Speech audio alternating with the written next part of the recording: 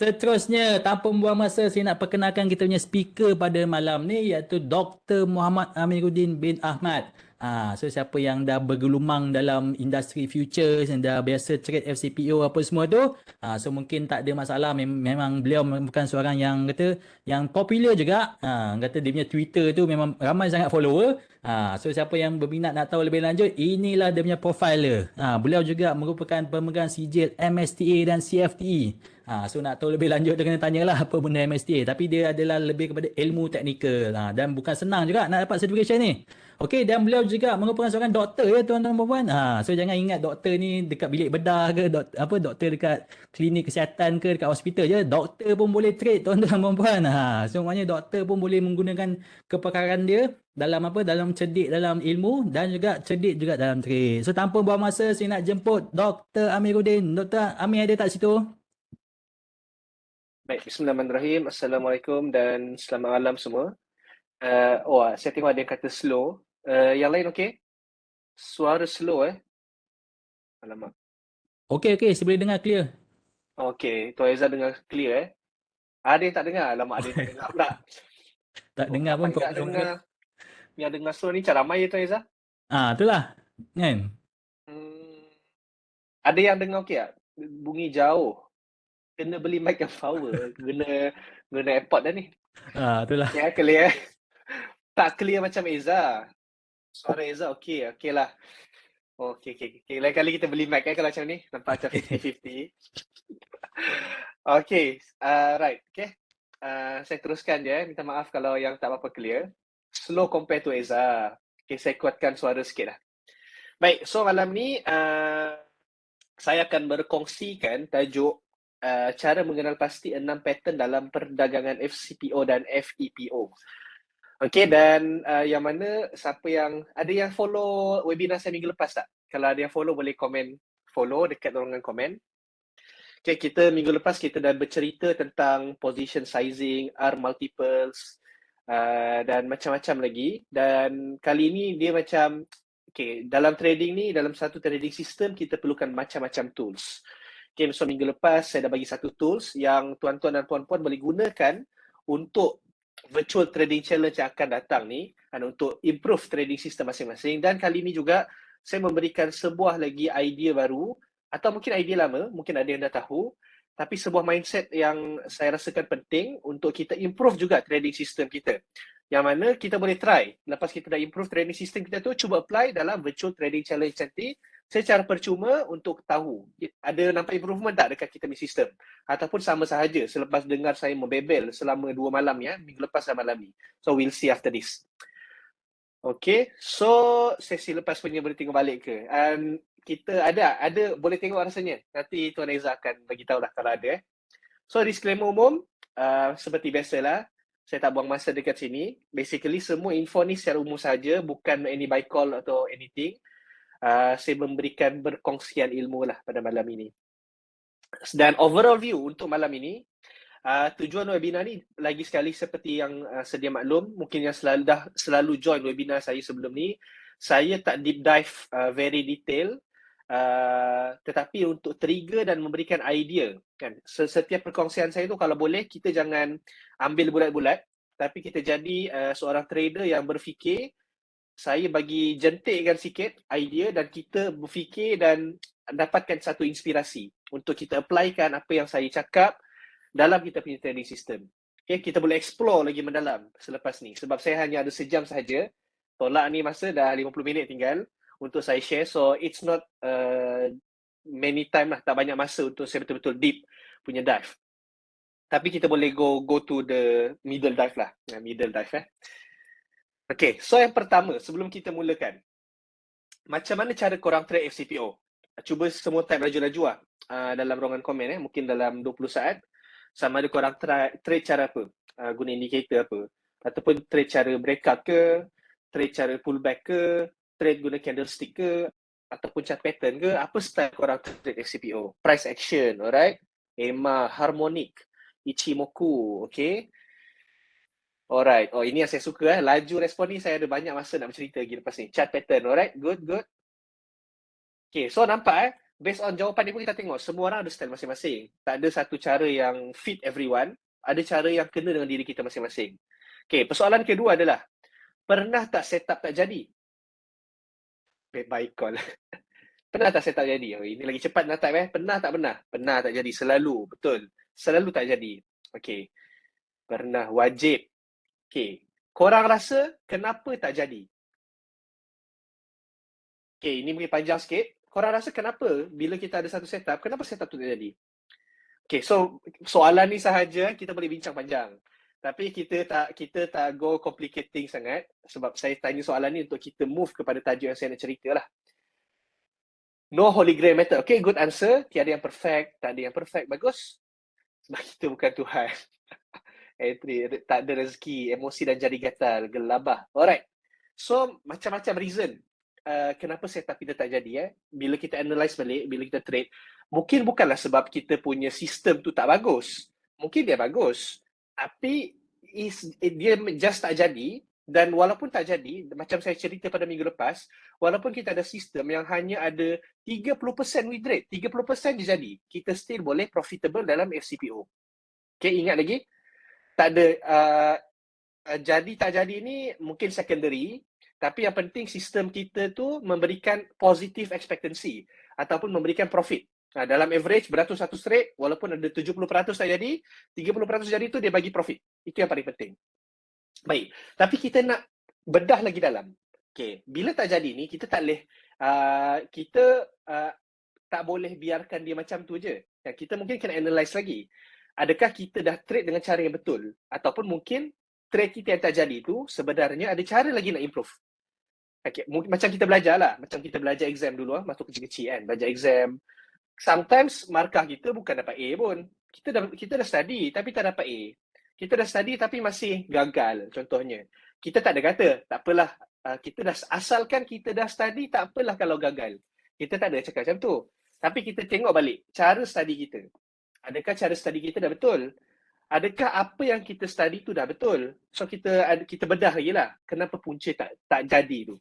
Boleh jadi semua dah betul, tapi memang gagal juga sebab mungkin kita tak didesign untuk berada dalam sistem pendidikan yang macam tu lah. Mungkin kita ni jenis yang bukan belajar, jenis yang praktikal. Contohnya. Tapi perlu ada sesi pembedahan ataupun analisis sedikit. Kenapa tak jadi? So malam ni kita akan berceritakan dalam skop perbincangan macam ni. Apa cara untuk kita improve ketidakmenjadian setup trade kita? Apa cara kita boleh improve lagi? So benda ni maybe jarang dibincangkan juga di luar, tapi saya bawakan malam ni. Saya rasa lah jarang dibincangkan. Kita boleh tengok maybe will inspire you guys untuk dapat sedikit idea untuk improve cara trade masing-masing. So pengenalan. Expecting a system to work in all types of market was insanity. Daripada Dr. Ventap, dia kata, untuk kita expect satu sistem, contohlah kita ada satu sistem breakout. Kita nak buy on breakout contohnya. Kita expect bila beli breakout ni untuk menjadi sahaja. Setiap kali trade menjadi je breakout dalam semua jenis market ataupun dalam setiap keadaan market adalah sesuatu yang gila. Okay. Alhamdulillah, sorry ya. Apa yang Dr. Ventap maksudkan adalah contoh macam keadaan market sekarang. Waktu market tak berapa bull sangat, waktu market bearish. Adakah it is a good idea untuk kita buy on breakout? Ini persoalan saya tak kata betul atau salah, tapi ini persoalan yang kita fikirkan. Bila market tak bull sangat, maybe buy on breakout is not that good, tapi maybe kita boleh tukar kita punya style system kepada buy on pullback. Ini maksud dia, sistem tu. Dan market tu tadi macam sekarang mungkin bearish sikit. So kita tak gunalah buy on breakout, kita beli buy on pullback, maybe contoh. Okay. It is easy to design a system that works well in any one particular market type, but insane to expect that it will perform well in all market types. So senang nak buat satu sistem yang works well dalam satu market types. Contohnya, bila market bullish, kita buy on breakout. Itu senang. Okay, bila bullish, kita fokus buy on breakout. Itu senang. Tapi memang gila untuk kita expect semua keadaan, setiap masa, sepanjang tahun, sepanjang zaman, buy on breakout sentiasa berkesan. So, itu tak betul. So, people, panjang kita tahu, kita pendek, ambil yang merah je. When the market changes, your system should change with it. A one-size-fits-all approach simply will not work. So, bila market berubah, keadaan market berubah, sistem kita kena berubah. So satu solution untuk semua jenis market simply doesn't work. So bila kita satu sistem saja bagi mereka je, kita takkan dapat tackle all condition market. Dan bila market berubah, contoh bila market bearish, sistem kita kena berubah. Dan sistem kita ini sama ada teknik kita kena ubah sikit ataupun kita mungkin dalam sistem kita juga adalah bila market bearish, kita kurangkan trade. Ini pun salah satu jenis sistem juga. Sebab kita tahu sistem kita tak okey dengan market yang bearish. So kita stop jap, kita pause kejap. And it is okay. Itu tak ada masalah. Yang penting kita jangan force kita punya trade bila tahu sistem kita tak okey untuk benda tu. Alright? Setakat ni faham? Dan of course, this means that you must have a way of tracking market conditions so that you know when things are changing. So kita kena tahu, macam mana kita nak tahu market dah berubah. Kita kena ada tools ni. Macam mana kita nak tahu market tengah bullish? Macam mana kita tahu market tengah bearish? Supaya kita tahu bila market tengah bearish ataupun bila market dalam SCPO contohnya, bila market tengah sideways, bila market terlampau volatile, kita tahu keadaan dah berubah. Sistem kita dah tak ngamah dengan benda ni. So kita pause, fikir sistem mana sesuai untuk keadaan market macam ni. Okay, faham? Okay, so you should have systems for each of the various market condition so that when markets change, you can change with them. So, Dr. Venta kata, kita kena ada satu sistem untuk setiap jenis market dalam keadaan market yang berbeza-beza supaya apabila market berubah, kita ubah sekali dengan dia. Kita tak paksa sistem kita ikut market, tapi kita ubah sistem kita mengikut keadaan market. Okay, boleh faham dah? The big idea. Ini the big idea yang saya nak bawa. Kalau faham, komen faham.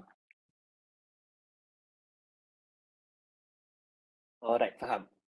So, malam ini, 4 benda yang kita akan belajar adalah kepentingan mengetahui pattern FCPO dan FEPO yang berbeza.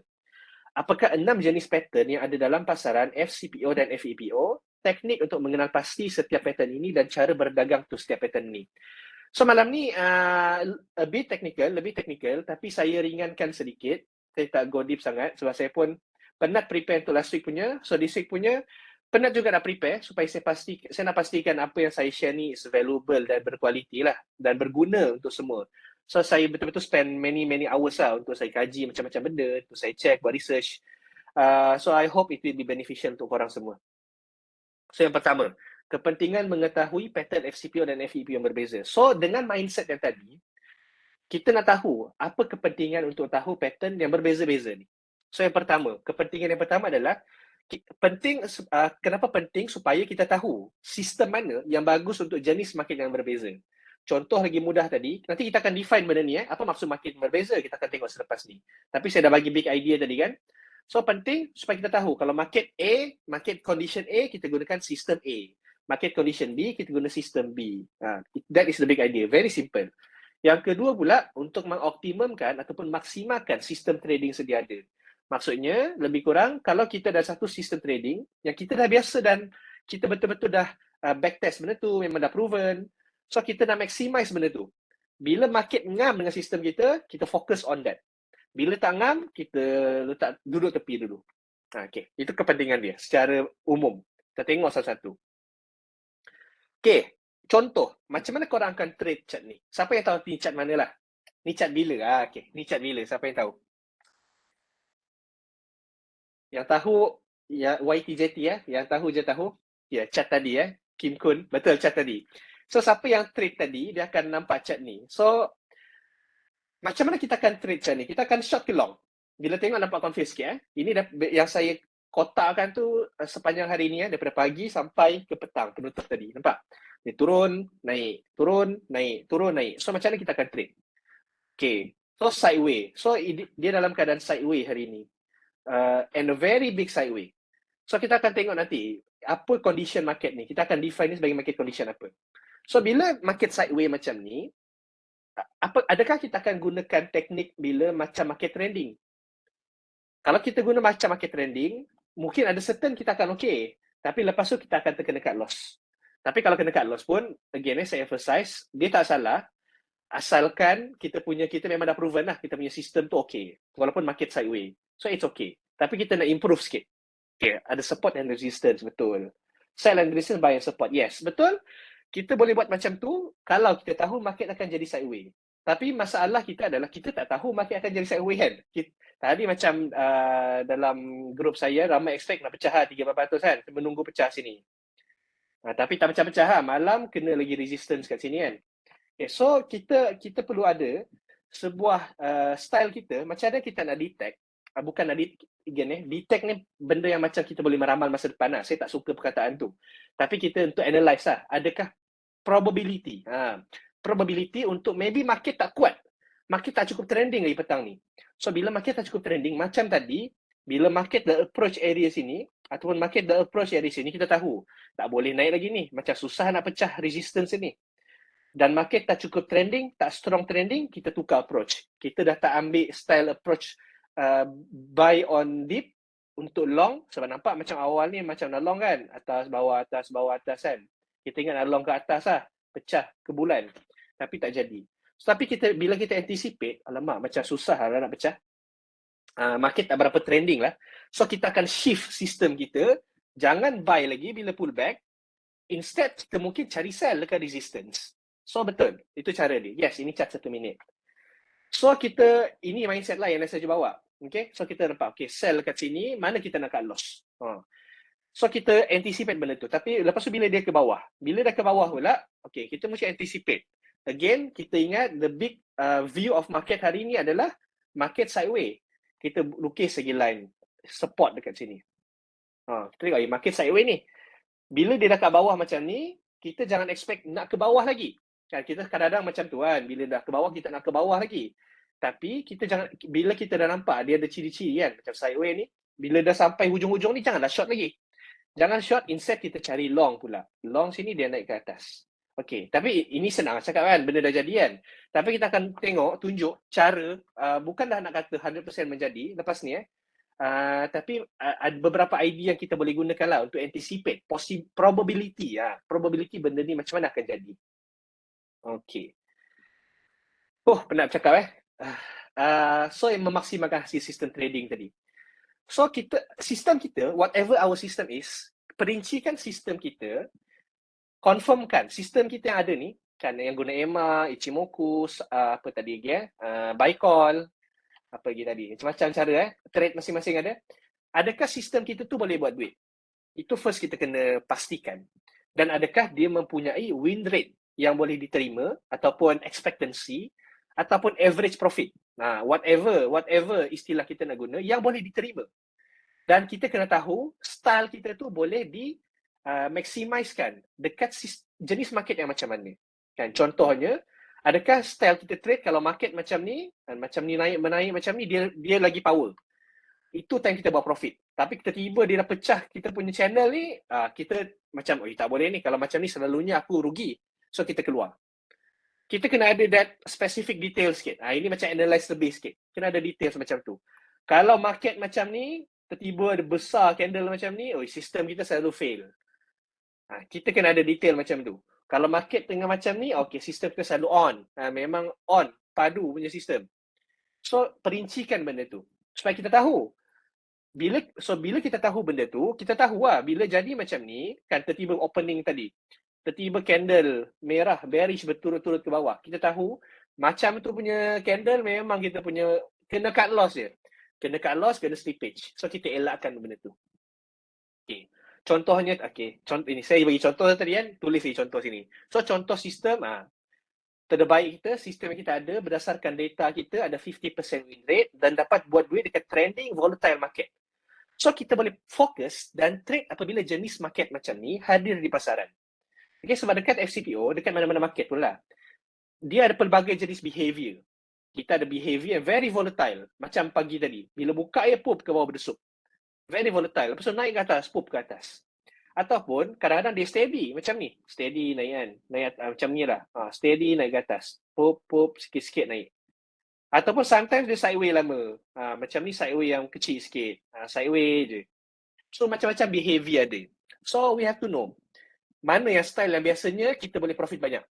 Okay, itu yang pertama. Untuk maximize lah sistem kita. Dan yang kedua, kenapa kita nak tahu jenis-jenis market yang berbeza ni, supaya kita boleh design sistem yang bagus untuk jenis-jenis market yang berbeza. Okay. So bantu trader untuk tengok sebagus mana sistem kita perform untuk setiap jenis market.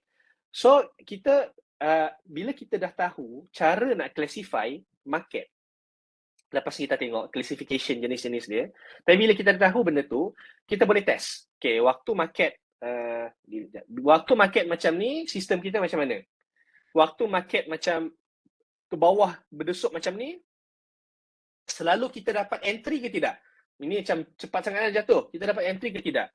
Ataupun kalau kita paksa entry, selalunya kena cut loss ataupun tidak. Bila market macam ni, macam mana sistem kita function? Macam ni macam mana? So, first kita kena define dulu apa jenis market yang ada. Itu yang first lah. Nanti kita tengok selepas ni. Tapi lepas tu benda ni yang kita kena buat. Dan kita test sistem kita. Mana market yang okey.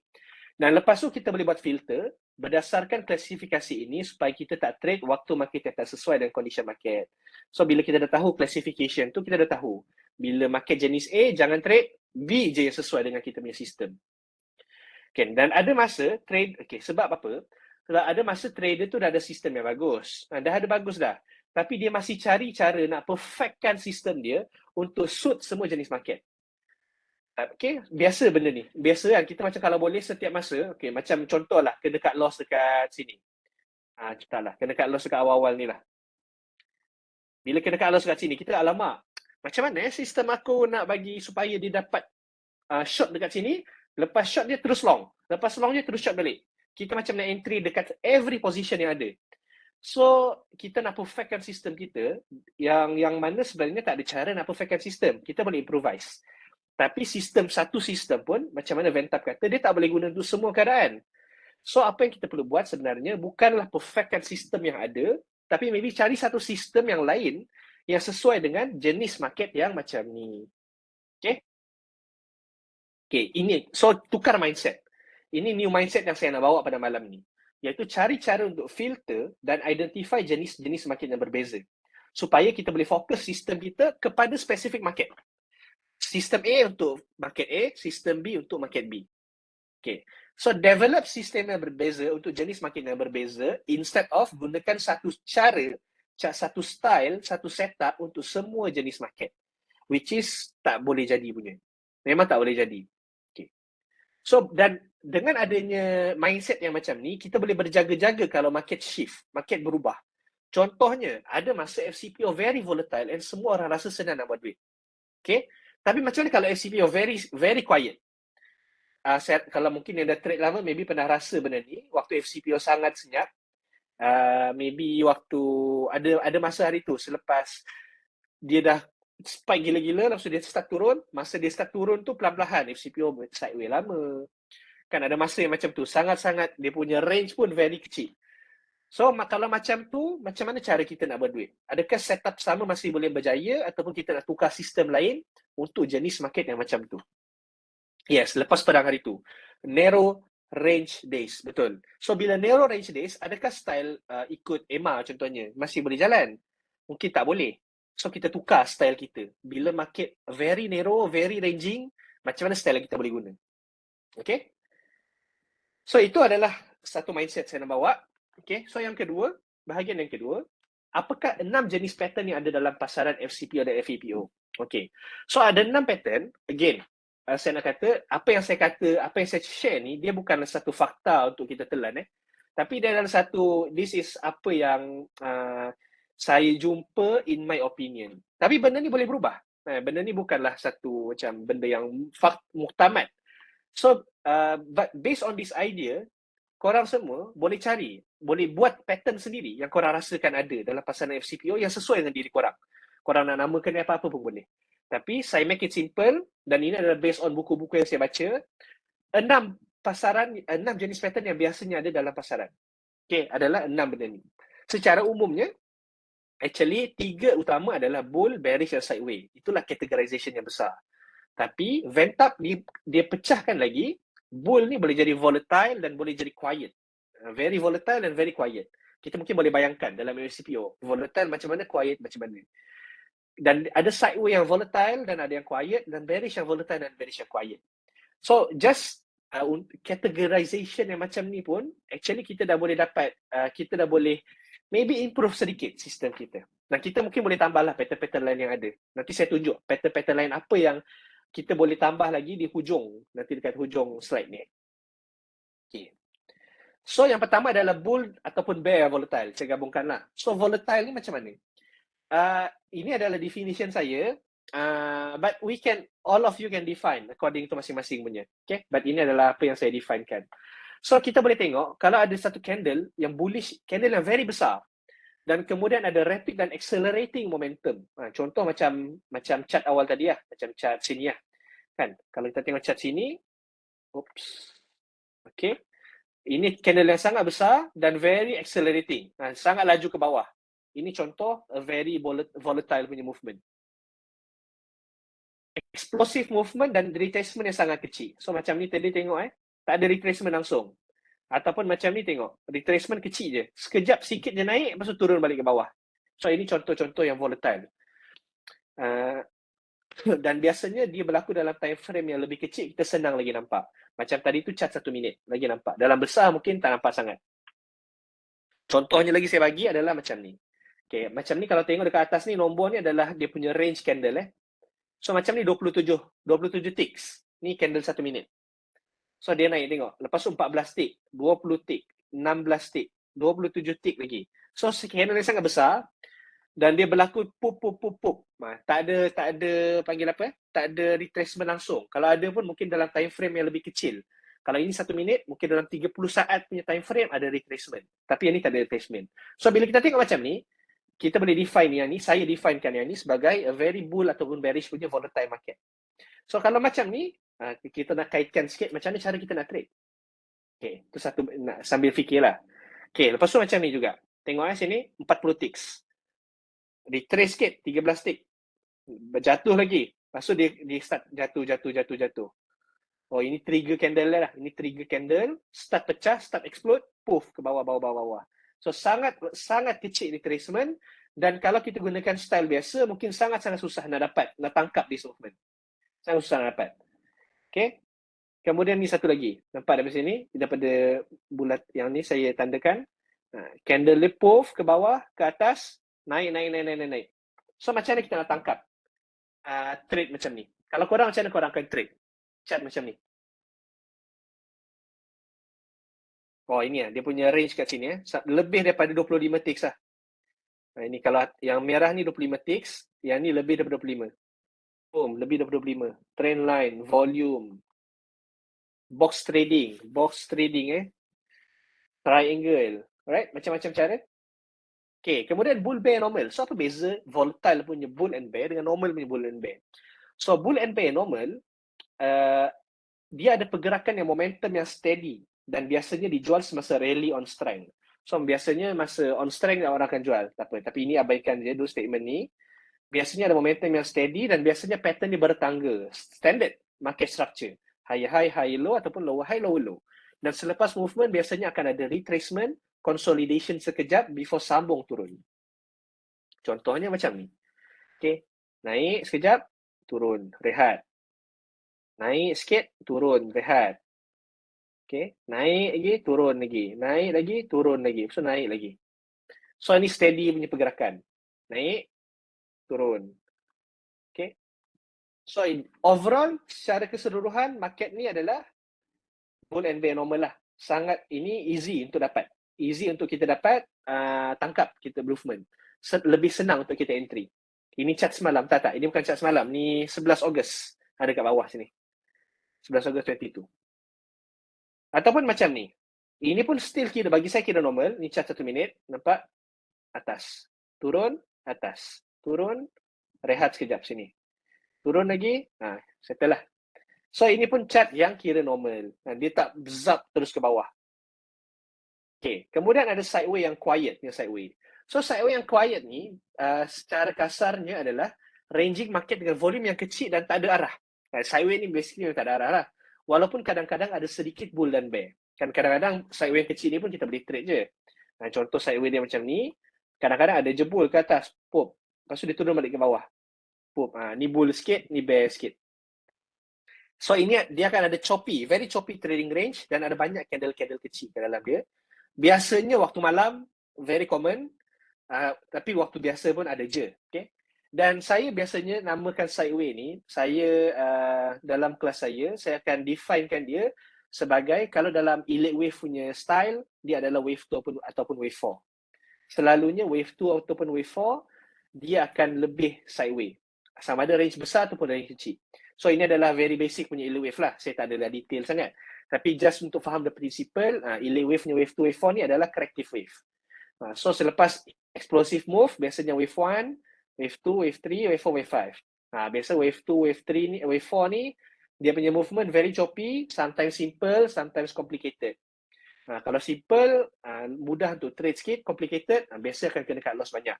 Tapi sideway ni selalunya berlaku dalam this wave, dalam elite wave. Sama ada dalam time frame yang lebih besar ataupun time frame 1 minit dan mana-mana time frame pun.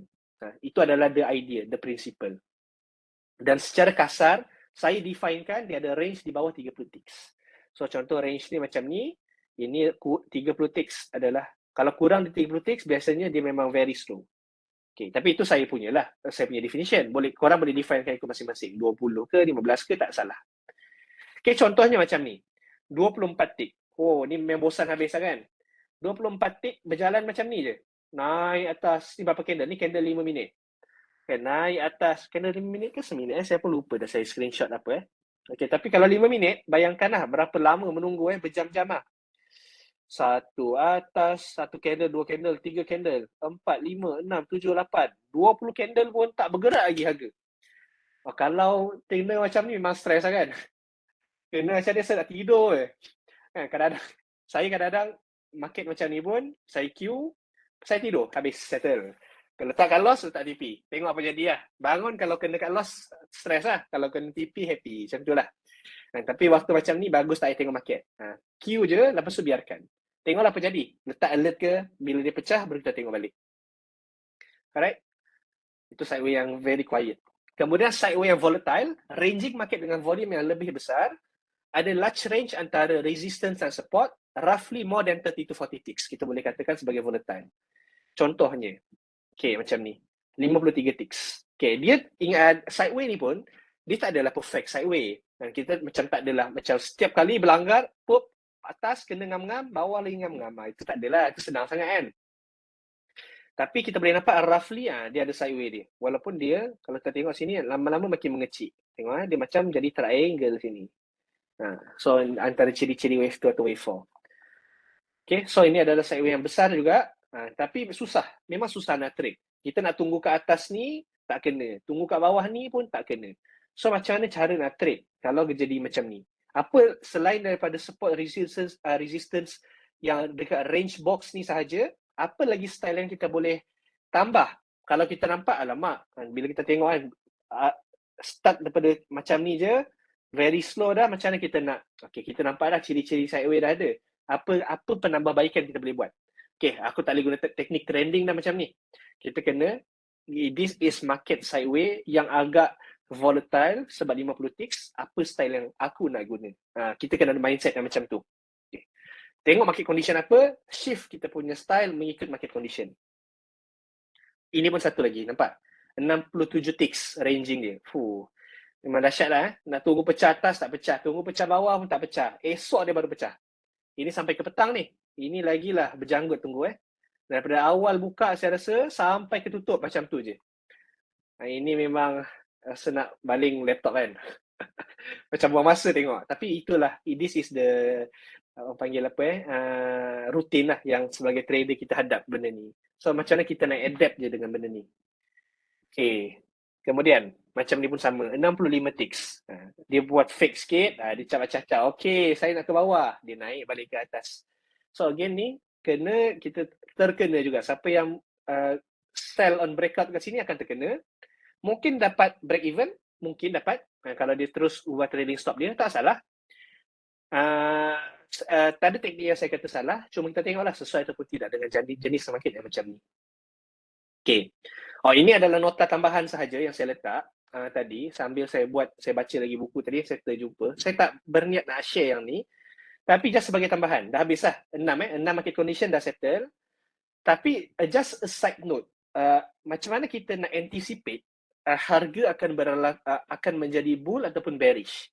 Again, anticipate tak bererti kita nak confirm kan. Kita nak probability, ada high probability sikit. So, impulsive move akan menggerakkan trend. Ini antara prinsipal dalam market. Okay, contohnya macam ni. Impulsive move. Market buka, very large candle, very large candle.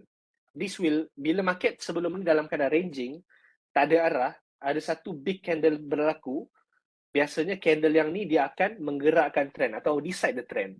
A very big large bearish candle, ada tanda-tanda market nak ke bawah. Tanda-tanda. Tak selalu jadi, tak semestinya akan jadi all the time. Biasa orang kan kecam macam benda ni kan. Alah, tak jadi pun semua. Ini bukan nak jadi all the time, tapi ini antara benda yang kita boleh gunakan sebagai kita punya penanda. Boleh check lagi balik. Sometimes tak jadi. Sometimes bila big candle macam ni jadi, disebabkan mungkin soya bean ataupun WTI di malam hari semalam, sometimes dia sekejap je. Dia hitam sekejap, lepas tu puff ke atas balik. Pernah jadi juga. Tapi macam mana kita nak perbaiki benda tu? Macam mana kita nak anticipate benda tu pula akan berlaku rebound? So benda-benda tu ada dia punya style masing-masing lah untuk detect benda tu. Walaupun tak 100% perfect, but depends on cara kita. Tapi ini secara roughly-nya macam tu. Kita nak anticipate trend. Again, tengok macam ni contoh yang tak jadi. And very big bearish candle, tapi dia tak ke bawah. Mungkin gap up dia tak tahu sebab apa. Mungkin sebab dalian ke, soybean ke, tak sure sebab apa. Ni contoh. Macam ni pula contoh menjadi. Very big gap, a very big candle dekat sini, dia decide the trend ke atas. Okay, itu just side note. Itu tambahan. Sambil-sambil saya baca tadi, saya terjumpa benda tu. More market types yang boleh diambil kira. Okay. Selain daripada bullish, normal dan quiet, bearish, normal dan quiet dan volatile, sideways, volatile dan quiet, apa jenis market type lain yang kita maybe boleh fikirkan selepas ni? So ini some ideas yang saya boleh share. Kan maybe kita boleh based on climax.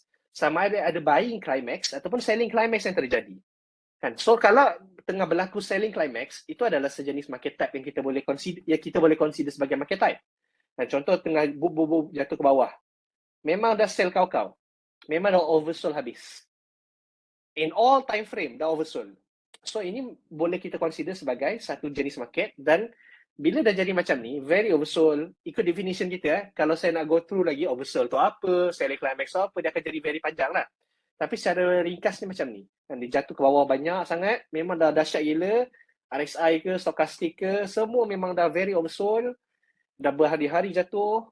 So adakah dalam keadaan market macam ni, dah jatuh ke bawah, akan ada beberapa jenis trader. Akan ada yang FOMO, jatuh banyak ni, boleh jatuh lagi. Itu satu. Jatuh banyak dah kan, dia nak jatuh sampai ke bawah lagi ni. Ada yang kedua pula, bila dia dah, mungkin dia ada style dia sendiri untuk define, ini dah selling climax, ini dah oversold sangat, ini dah oversold. So bila jadi macam ni, dia akan cari counter trend punya strategi, instead of follow the trend. Sebab bila jadi macam ni, kita nak follow the trend dah agak risky. Tapi kalau ada stop loss, okay je, tak ada masalah pun. Tak ada masalah. Asal ada stop loss, bagi saya tak ada isu pun lah. Tapi a bit risky untuk dia tiba-tiba spike ke atas pula. Dia dah habis dia punya oversold, dia spike ke atas. Okay, nak short ke hujung trend agak bahaya. Okay, so kita carilah apa kriteria dan strategi untuk kita gunakan kalau berlaku benda macam tu jadi. Pullback strategi, tak ada, lupakan boleh je guna, tak ada masalah. Tapi kalau dah nampak, kalau korang dah ada set of kriteria yang korang set dan korang rasa pullback time ni bahaya, korang boleh lupakan. Either stay away ataupun tunggu dia dah start nak rebound balik. Kemudian boleh define lagi apa jenis-jenis climax yang ada. Bukan dating ada yang datang. Biasanya climax ni dia akan datang selepas satu mature trend ataupun extended trend. Extended trend ni basically selepas satu contoh, dia naik atas, turun bawah, ini dia naik je, panjang dia naik. Ataupun dia naik turun dekat sini tapi panjang, lama sangat naik, tak turun-turun. So ada possibility untuk ada extended trend dekat sana. Ataupun maksudnya trend dah dekat hujung sangat. Macam hari tu masa sebelum war, dia naik kawan-kawan ke atas sampai 6,000, 7,000. Itu dah macam dekat-dekat hujung trend. Apa cara kita nak guna untuk kita boleh mengambil kira faktor tu. So bila dah dekat hujung trend, kita dah okay, bahaya dah, kita nak long lagi masa ni. Mungkin kita tunggu short punya setup menjadi. Okay. Nak cakap? Saya nak buat simple tapi banyak juga explain. Kemudian three pushes. Three pushes ni adalah sometimes tak selalu jadi, bila market dah extended dekat hujung extension, dekat hujung mature trend, hujung sini, bukan biasanya lah, sometimes, rarely happen, tapi kalau happen, something yang kita boleh keep alert. Dia akan ada three pushes dipanggil oleh Adam Huller. Dia akan ada 2, 3. Dia buat satu pushes yang kecil, 3 kali push. Tapi semakin lama semakin mengecil. Dia tak adalah spesifik sangat macam tu. Okay. So push pertama, push kedua, push ketiga. So ada trend line kecil dekat sini. Okay. Tapi lepas tu ini macam dah last push lah. Last push untuk hujung trend. Lepas tu dia start boom ke bawah, settle. Habis dah trend yang tu. So korang mungkin boleh kaji lepas ni. Saya tak sempat kaji betul-betul lagi. Saya baru baca tadi, 3 pushes ni daripada Adam Huller. Tapi boleh tengok selepas ni. Kemudian, kita juga boleh ambil kira market types. Betul, kalau tengok here, divergent, boleh juga. Trend stages. Tengok based on trend. Trend sekarang dekat early, intermediate ataupun mature punya trend. Sama ada trend tu baru start selepas dia, mungkin sini ada downtrend line breakout. Ini ada channel bawah, dia baru pecah. Ini adalah early trend. Dia baru buat mungkin 2-3 spike, mungkin intermediate. Ataupun dia dah dekat hujung, mungkin dah 10-20 spike ke atas dah. Mungkin dah dekat late trend. So, macam mana cara kita nak define benda ni supaya kita tak terkena dekat masa late trend nanti. Ataupun kalau kita boleh cari masa dia dekat early trend, maybe kita boleh swing. Dekat FCPO pun boleh swing. Saya pun pernah swing ke FCPO dan saya menggunakan benda ni. Maksudnya kita tengok trend kat mana, early trend, kita cuba swing. So, bila cuba swing dekat FCPO, tapi kena ada margin besar sikit lah. Supaya ada buffer. Kita boleh dapat profit yang lebih besar. Instead of intraday sahaja. So, ini something yang kita boleh take note lah. Mungkin boleh ambil kira dalam strategi kita. Kemudian, kita juga boleh maybe consider gap. A big gap. Kalau market opening tu ada big gap yang besar, kita mungkin definekan dia. Buatlah something. Mungkin this is a very volatile morning gap. Kita define ikut kira kita. So, kalau very volatile morning gap, apa strategi yang berkesan? Dan kadang-kadang morning gap ni ada strategi gap. Gap pun ada strategi dia. Ada orang kalau gap down besar sangat, dia long dekat sana. Ada orang kalau gap down besar pun dia still short. Strategi masing-masing. Tapi tengok, profitable ke tidak, ada positive expectancy ataupun tidak, dan buat kriteria, gap macam mana sesuai dengan sistem kita, dengan sistem style kita tu. So, ini antara benda kita boleh consider juga. Okay? Setakat ni semua okay? Boleh ya? Saya ambil masa 10 saat minum air sekejap. Penat tak cerita?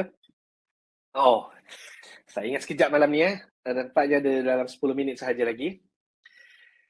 Okay, setakat ni semua faham? Best malam ni, okay. Malam sebelum ni tak best ya, Tuan Hanizam? Baik. Teknik untuk mengenal pasti setiap pattern ni. So, biasanya benda ni lah yang trader suka. Kita nak tahu teknik. Teknik je nak tahu kan, benda lain tak nak tahu. Tapi this is teknik adalah some ideas jugalah. Again, ideas yang kita boleh gunakan dan kita boleh suaikan ikut masing-masing. Saya bagi the basic ideas. Saya suka bagi ideas, saya suka bagi joran supaya kita semua boleh memancing. Kita ubah suai sikit, joran macam mana terbaik, umpan macam mana yang bagus, guna joran besar ke kecil ke, kita decide sendiri. Tapi saya bagikan the big idea. So first adalah market structure, benda paling basic. Buat high low, uptrend, lower high, lower low, downtrend. Buat macam ni, tak ada arah, sideway. Simple, saya tak cerita panjang lebar.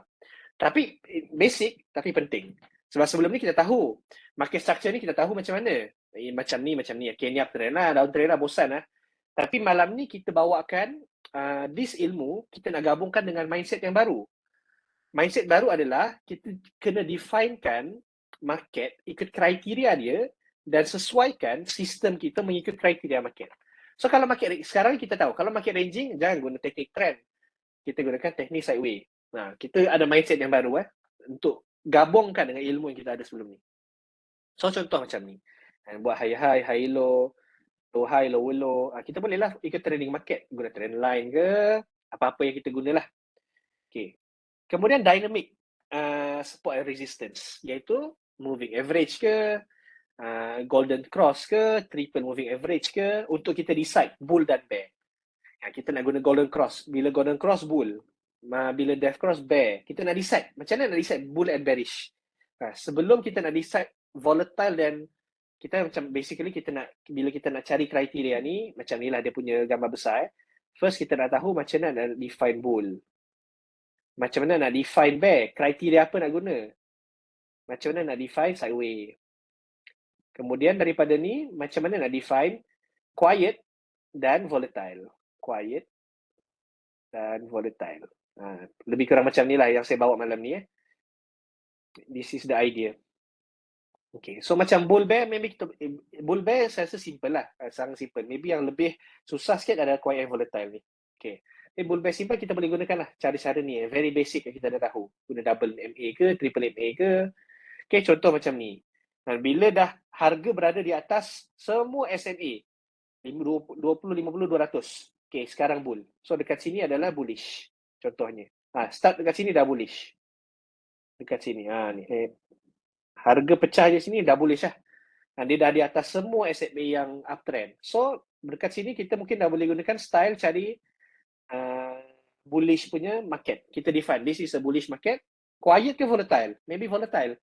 So cara macam mana kita nak guna pula sekarang? Adakah kita nak buy on pullback? Kalau pullback dekat mana? Kalau breakout macam mana? Itu ada benda lain. Kita kena spesifikkan lagi. Kemudian Bollinger Band. Okay. Bollinger Band ni, saya tahu ramai yang guna. Alhamdulillah. Tapi ini kita boleh gunakan sebagai volatility tester. Untuk decide sama ada tengah quiet ataupun volatile sekarang. Okay. Siapa yang biasa guna Bollinger Band, biasanya format dia adalah 22. Okay.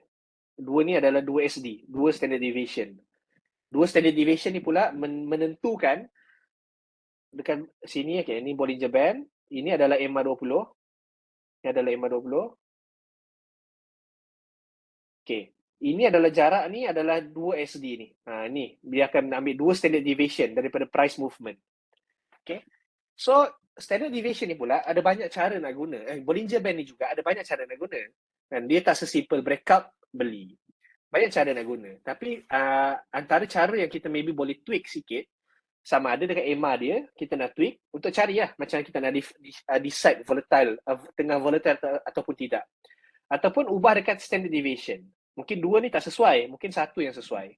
Boleh juga, ada market saya guna 1 standard deviation. Kita tukar ke 1.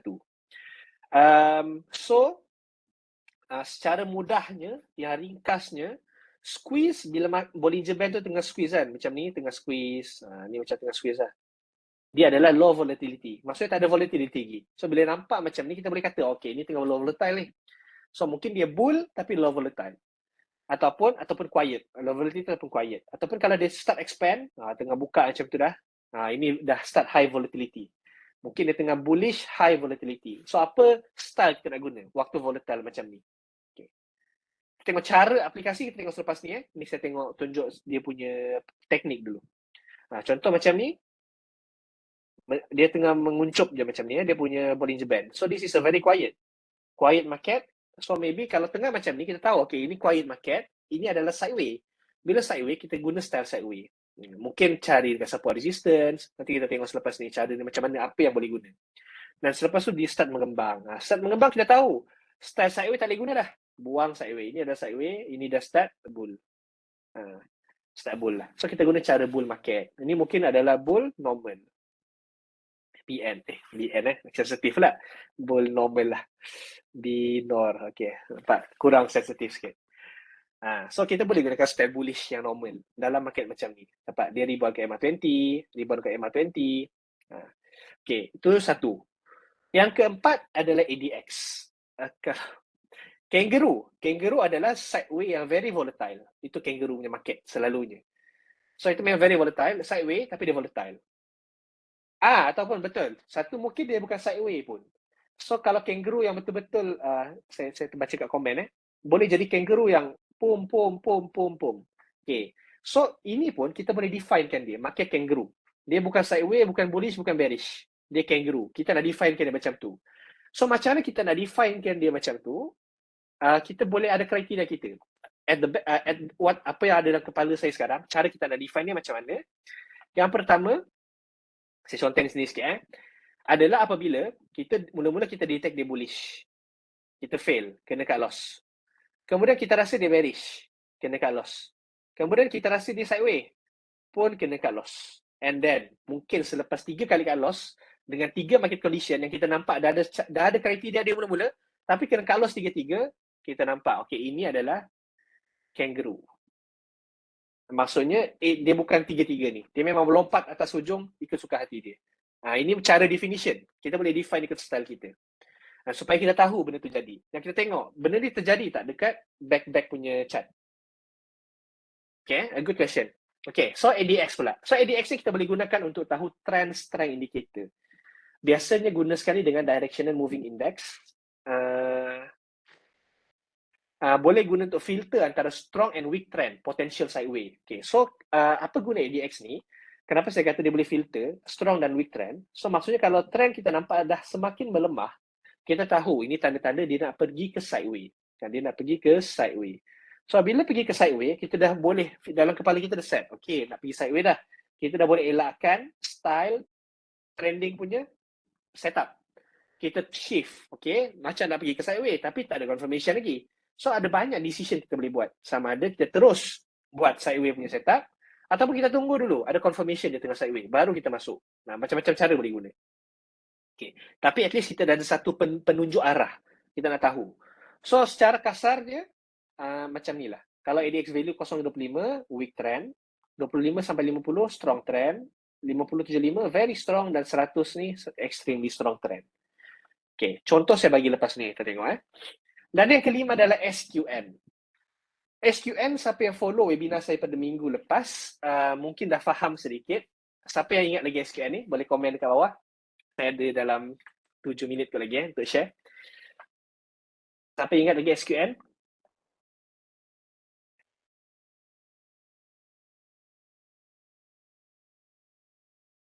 Okay, kalau tak ada reply tu saya rasa tak ingat. Okay, so antara cara, ingat tapi tak faham. Okay, tak apa. Dia quite complex. Tapi simple dia. Saya bagi simple lagi. Mungkin nanti kita buat satu webinar SQN sahaja. Antara cara yang dipelopori oleh Dr. Ventap untuk melihat trend dalam market dan untuk membezakan strategi yang digunakan, SQN, adalah maksudnya sistem quality number. So basically, dengan cara ni kita boleh tengok apa trend dalam market sekarang dan macam mana nak bezakan. Sekarang tengah bullish, bearish, sideways. Guna satu cara ni je, kita boleh tahu dia tengah bullish ke, bearish ke, sideways. Tapi of course tak ada perfection, tapi ini style yang Dr. Ventap gunakan. Okay. Kalau rasa complicated, tapi ini adalah formula untuk SQN lah, secara ringkasnya. Okay, expectancy adalah mean of all R multiples. Ini adalah purata R multiples kita, bahagi dengan standard deviation dia, kali dengan square root of number of trades. Contoh number of trades kita 100. Square root dia adalah 10. Ini 10 lah, square root dia. So, kali semua ni dapat SQN. So, nilai SQN pula macam ni. Kalau kita dapat SQN, quality number, ataupun kita kata dia macam indicator lah. Dia macam indicator juga. Dia macam ADX tadi. ADX kalau 0.25, weak trend kan. SQN pula macam indicator juga. Kalau dia more than 1.47, dia kata ini bullish. Kalau between ni, bullish biasa. Kalau negatif, dia bearish. Dia definekan market punya type menggunakan SQN ni. Okay, contohnya macam ni. Kabur sikit daripada buku Dr. Ventap. Macam ni. Contohnya dia dekat atas ni. Dia dah bagi satu clear. Kalau harga tengah naik dekat sini, bukan harga, ini SQN punya range. Ini adalah SQN punya range. Kalau SQN range naik dekat merah ni, ini adalah strong bull. Kalau dia dah pergi hijau ni, ini adalah bear. Kalau sini adalah strong bear. So dia senang tu nampak. Dia dah kira siap-siap. So kalau masuk, kalau dia masih SQN dia masih dekat area sini, dia tahu ini adalah neutral. So dia gunakan style trade neutral. Kalau harga dah masuk strong bull, dia gunakan style trade strong bull. Okay, tapi ini quite complicated untuk apply. So just saya tunjukkan ini untuk bagikan kita idea lah. Yang ada cara untuk kita define market type, tapi kita carilah cara kita sendiri, apa yang kita rasa sesuai. Okay. Ada, betul. Okay, ada dalam indikator, cuma indikator dia pun susah. Mungkin kalau tak faham SQN ni apa, mungkin susah sikit nak faham. Okay, so ini contoh indikator SQN yang ada. Okay, yang saya gunakan. So kuning. So kuning ni maksudnya dia tengah sideway. Merah ni maksudnya tengah bearish, merah biasa ni. Dan merah pekat ni maksudnya tengah strong bearish. So boleh tengok dekat sini, kuning ni tengah sideway. Bila merah macam ni sikit, dia bearish. Okay, adalah bearish sikit. Bila merah pekat ni strong bearish. Tapi again benda ni tak perfect. So bagi saya dia strong bearish dekat sini ni sebenarnya di-affectkan oleh candle ni. Ada gap. Gap dekat sini kan. Dia akan affect calculation SKN tu tadi. So dia nampak jadilah merah pekat. Tapi maybe dia sebenarnya bearish biasa je. Tak adalah bearish strong sangat. So banyaklah nak kena tweak. Tapi again jangan cari perfection dalam sistem. Asalkan benda tu boleh membantu kita pun dah cukup. Okay, tapi ini salah satu cara. Position sizing in trading. Position sizing system in trading. Lebih kurang macam tu lah. Tajuk buku dia tu. Saya lupa tajuk dia. Minggu lepas. Saya share minggu lepas buku tu. Buku tu tak jual kat kedai. Kena beli. Saya beli dari website. Website Dr. Venta. Okay, kemudian ni pun sama. Okay, kuning adalah sideway. Kalau guna SQN. Nah, sini nampak walaupun ada hijau sikit sini. Bullish. Tapi lepas tu dia kuning balik. Sideway balik. Okay, hijau ni sideway. Kalau biru ni, saya lupa biru ni apa. Neutral loh. Biru ni neutral. Okay, so macam itulah guna SQN. So cara berdagang untuk setiap pattern. Saya ada berapa minit lagi 2 minit. Boleh 2 minit tu Reza? Okay. Ni last part Boleh silakan. Alright. Oh yes, the definitive guide to position sizing strategies. Thank you, Jasmine. So cara berdagang untuk setiap pattern, very simple yang saya bagi. Okay, contohnya dia adalah up and down volatile market. So ini saya definekan dia sebagai trending setup. So dalam trending setup, important principle yang kita kena ada adalah kalau dia volatile on bigger time frame, cari entry ataupun setup on smaller time frame. Okay, contohnya ini adalah 5 minute FCPO, M5. So kita nampak dia volatile sini, semua clear, very volatile. Ingat definition volatile saya tadi, saya punyalah definition. And explosive candle, tak ada small retracement dan candle yang berterusan macam ni, impulse, very impulsive. So bila saya nampak jadi macam ni, what I will do adalah mencari entry ataupun setup dekat smaller time frame, sama ada ke M3 ataupun M1. Okay? Ataupun kalau ini ada mencari setup, okay, apa setup kita nak cari?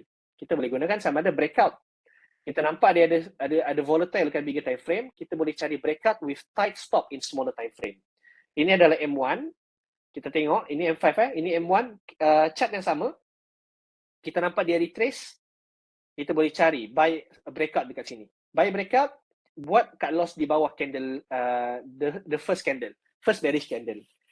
So bila kita ambil entry dekat smaller time frame, kelemahan dia adalah it is quite risky sebab very volatile. Kelebihan dia adalah it is very small punya cut loss level sebab candle dia lebih kecil. Okay, so macam ni kalau kita tengok menjadilah.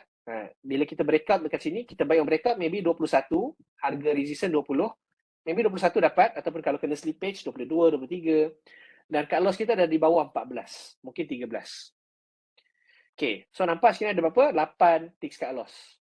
Quite okay, bagi saya masih quite okay.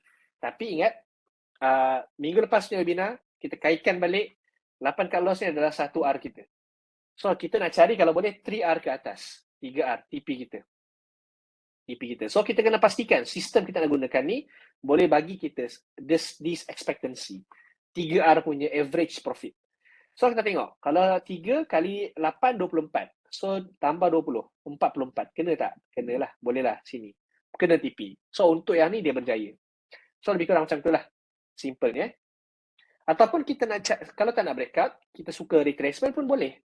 Contohnya, ni tadi breakout market structure dekat sini kita beli. Terlepas, kita boleh buy on pullback. On EMA 5 at M1 with tight stop loss of 7 ticks. Kita kena, kalau dekat dynamic punya support resistance, macam moving average, kita kena ada fix stop loss level. Sebab tak ada market structure yang clear. Alhamdulillah. So kita boleh set, kita punya risiko adalah 7 ticks sahaja. Kita buy on EMA 5, kita punya R adalah 7 ticks, 1 R kita. So kita ready TP at 3R. 3R adalah 21 ticks. Kena ke tidak? 23 tambah 21 dekat 44 dekat sini. Okey, kenalah, kena 3R kita.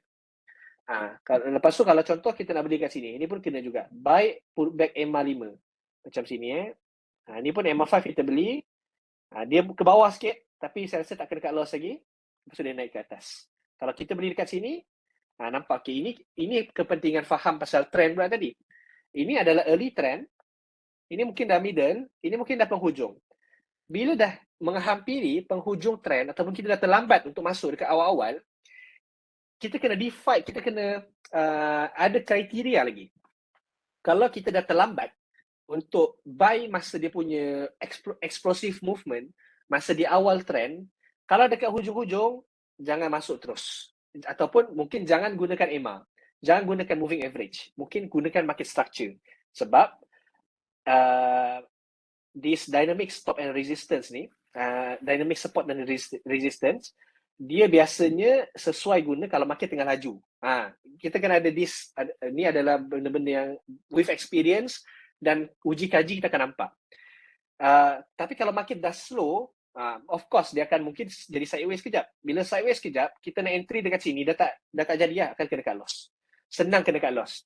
Tapi again, kalau kena cut loss pun bukannya benda yang salah. Kalau kena lah. Lepas tu kita cari entry baru. Tak salah.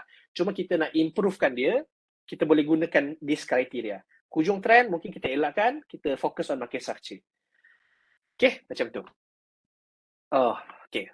Kemudian kalau up and down yang normal, konsep entry sama saja macam volatile up and down. Bezanya, kita tak perlu cari entry di lower time frame sangat. Atau perbezaan lain adalah dari segi risk reward ratio. Mungkin kalau volatile ni bigger multiples, normal ni kita mungkin boleh ada smaller.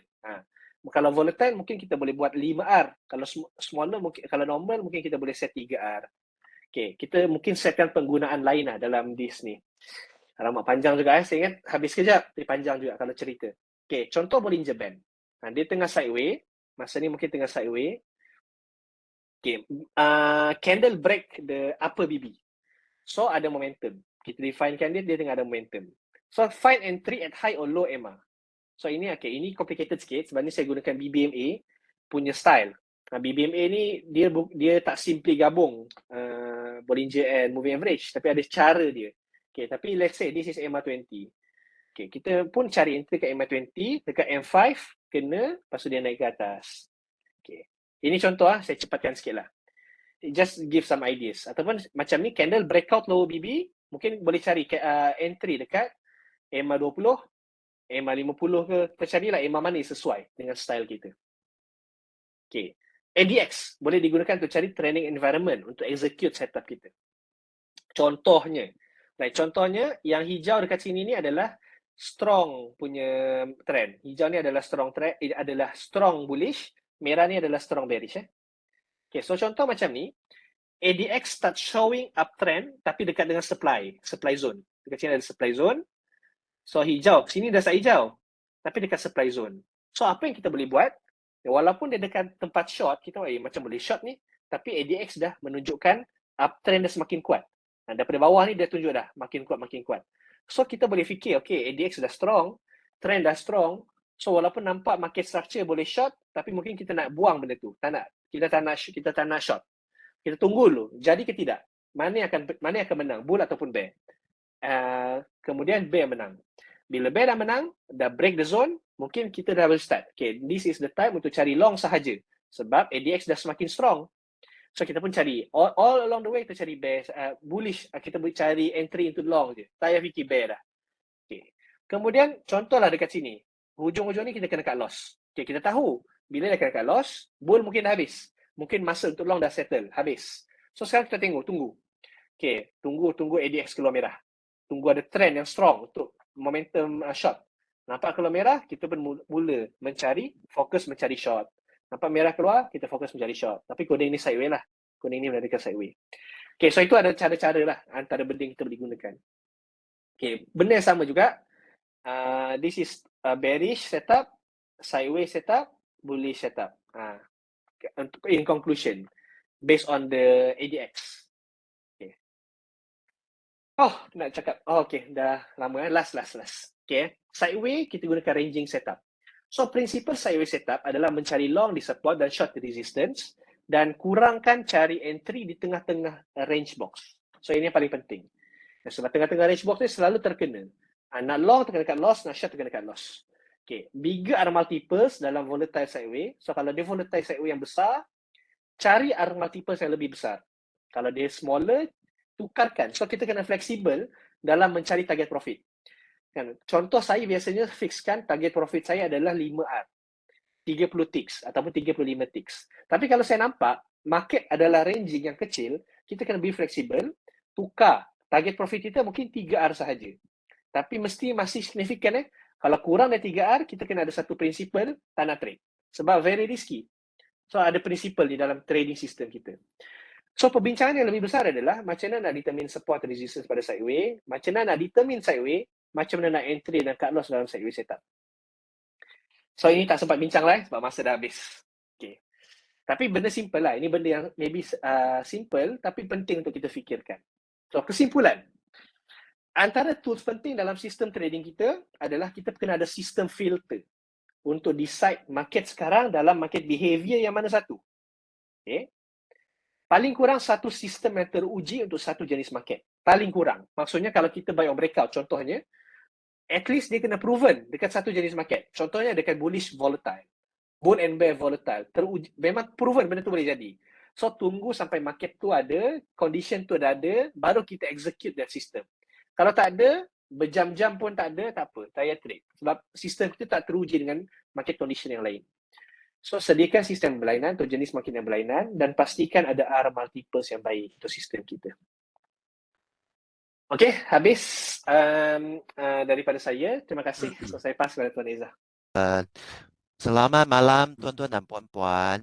Dalam malam ini saya akan memperkenalkan produk yang ditawarkan oleh Afin Huang Investment Bank, AHIBB, dan ini pertandingan Derivatives Virtual Trading Challenge atau DVTC. Sebarang informasi dalam slide saya ini untuk tujuan pengajaran saja, tiada sebarang buy call atau sell call, tiada sebarang recommendation, tak ada apa-apa buy call dan sell call. Ini adalah isi kandungan kami, produk yang ditawarkan oleh AHIBB, platform yang ditawarkan oleh kami, cara untuk menyertai ini Derivative Virtual Trading Challenge DVTC, cara dan syarat-syarat untuk buka akaun dengan kami, Afin Huang. Okey, ini adalah contract spec untuk FCPO, minyak sawit mentah. 25 metric ton size contract dia. Biasa kita akan trade bulan ketiga. Ini waktu perniagaan dan kita ada juga T+1 dari 9 sampai 11.30. Minimum ialah RM1 untuk setiap metric ton. Yang kedua ialah FKLI. Yang ini dia punya instrumen berdasar ialah FPM KLCI. Ini beza sikit, dia FPM KLCI darab RM50. 1 point sama dengan RM50. 0.5 mata indeks bernilai RM25. Yang ini lain sikit, kita akan track spot month bulan sekarang terkini, bukan bulan ketiga. Ini waktu perniagaan dia awal sikit, 8.45 sampai 12.45 dan 2.30 sampai 5.15. Sama juga ada T+1. Yang contract spec ini kita boleh dapat daripada website laman web Bursa Malaysia. Ini merupakan link untuk FCPO dan FKI daripada laman web Bursa Malaysia. Okey, lepas ni saya akan memperkenalkan platform yang ditawarkan oleh kami. Kami ada dua platform, satu ialah end-to-end, yang kedua ialah QST. End-to-end adalah berdasarkan web dan ia Dua-dua platform ini ada aplikasi mobile dan carta masa sebenar.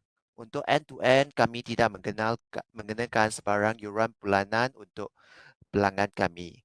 Bagi QST, untuk dalam desktop, kita mesti muat turun program dia. Dan dia ada yuran bulanan RM138. Pelanggan kena trade berniaga 100 lot dalam sebulan. Beli dan jual satu lot kita akan kira sebagai 2 lot lah. Beli satu, jual satu. So kita akan kira sebagai 2 lot. Okey, ini adalah link untuk login kepada platform kami. Saya akan memperkenalkan TVTC. Ini adalah link untuk laman web daripada Bursa Malaysia. Sekarang anda boleh menyertai. Sekarang adalah familiarization period. Dia ada dua kategori. Yang pertama ialah individu. Untuk rakyat Malaysia yang berumur 18 dan ke atas. Yang kedua ialah kategori universiti. Untuk kategori universiti, kita mesti ada 3 member. Dan mereka mesti daripada universiti yang sama. Ini challenge period daripada 7 hari bulan November sampai 6 hari bulan Disember. Familiarization period daripada 5 September sampai 28 Oktober. Bagaimana kami nak menyertai? Kita kena klik link dalam laman web ni lah. Lepas tu kita akan terima email untuk confirmation dan login kepada DTS. DTS adalah web-based QST.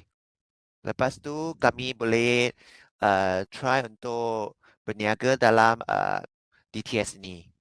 Lepas tu sistem akan reset balik jadi modal RM100,000.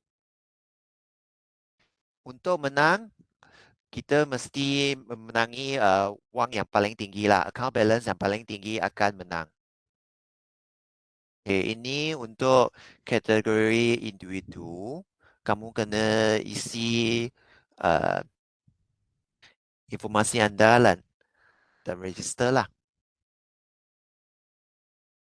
Ini untuk universiti, kamu kena pilih nama kumpulan anda dan mesti ada 3 anggota dan ketiga-tiga member ini mesti daripada universiti yang sama. Ini pekerja daripada usaha atau broker dan ahli keluarga mereka pun tak boleh menyertai pertandingan ini. Kalau untuk macam saya adalah futures dealer, saya pun tak boleh. Yang registered professional traders, proprietary trading, full-time trader ini semua pun tak boleh. Dan termasuk ahli keluarga mereka lah. Untuk kategori universiti,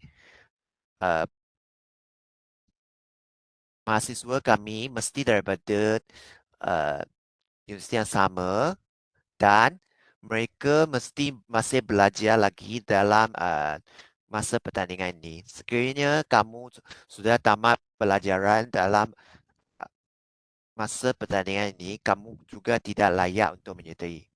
Dia berakhir pada Disember kan. Sekiranya kamu tamat pelajaran dalam masa pertandingan ini, kamu akan tidak layak lah.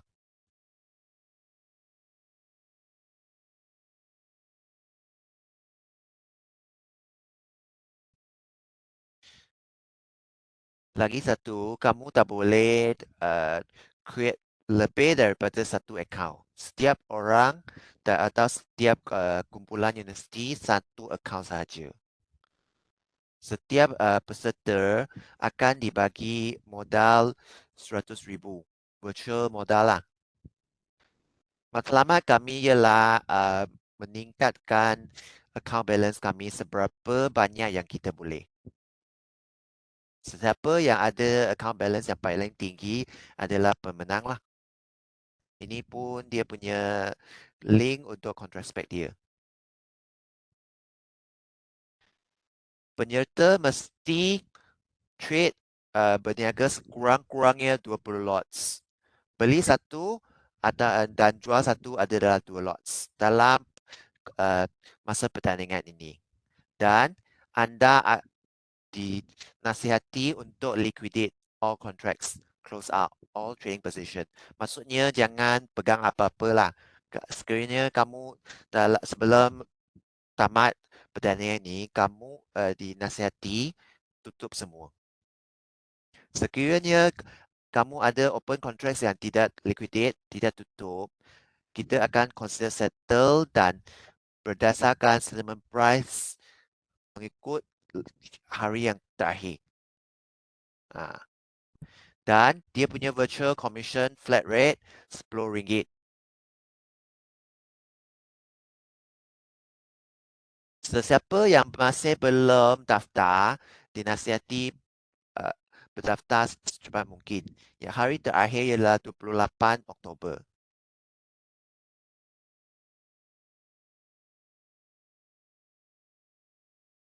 Mereka yang berjaya mendaftarkan nama mereka akan terima email dan satu email untuk login ke dalam trading platform DTS akan dihantar lah. DTS ini ialah web-based platform. Untuk kategori individu ada 30 pemenang.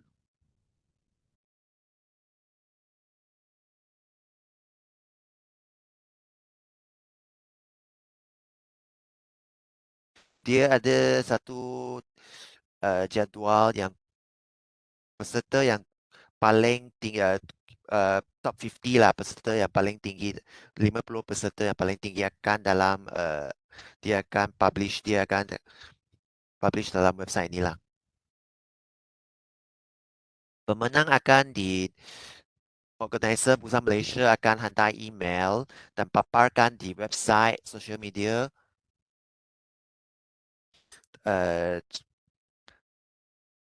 selepas tamat ini pertandingan.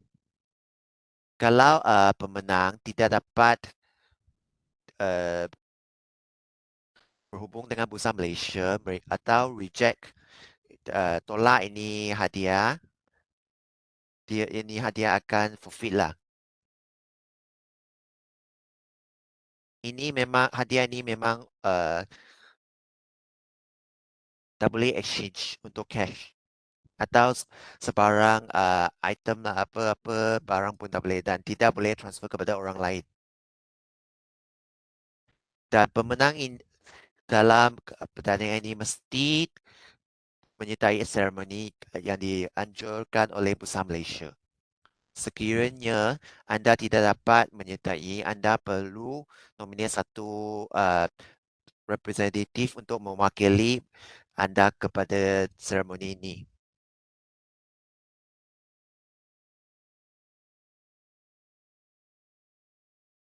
Okey, itu saja untuk TNC syarat-syarat. Saya nak ceritakan tentang buka akaun dengan Affin Hwang Investment Bank. Ini adalah link kami.